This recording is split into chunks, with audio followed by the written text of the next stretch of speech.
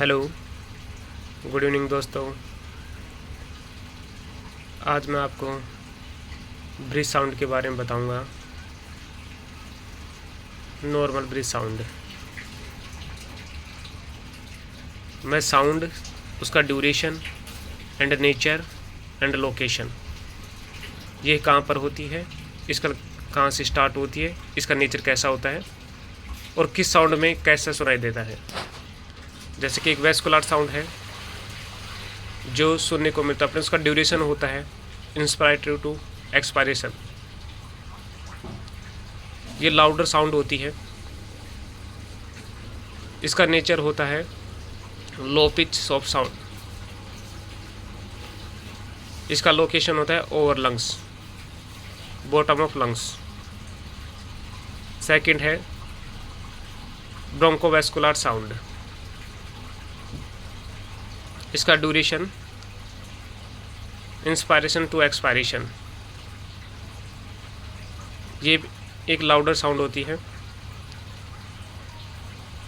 इसका nature medium pitch होता है। ये होती है पेरिस्ट्रेनल।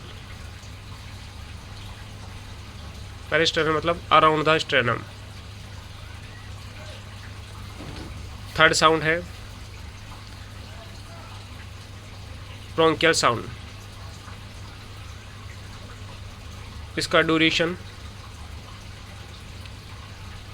Louder sound during expiration. इसका भी सेम वही होता है जो इंस्पायरेशन से लेकर एक्सपायरेशन तक होता है।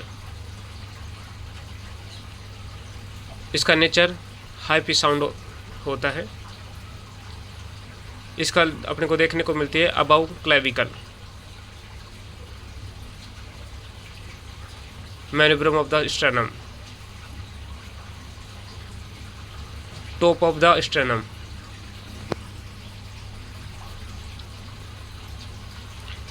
Tracheal sound fourth. इसका ड्यूरेशन होता है एक्सपायरेशन से louder sound too than inspiration. ये वेरी हाई पिच साउंड होती है नेचर के अंदर, और ये अपने को देखने को मिलता है अबाउ द ट्रेकिया।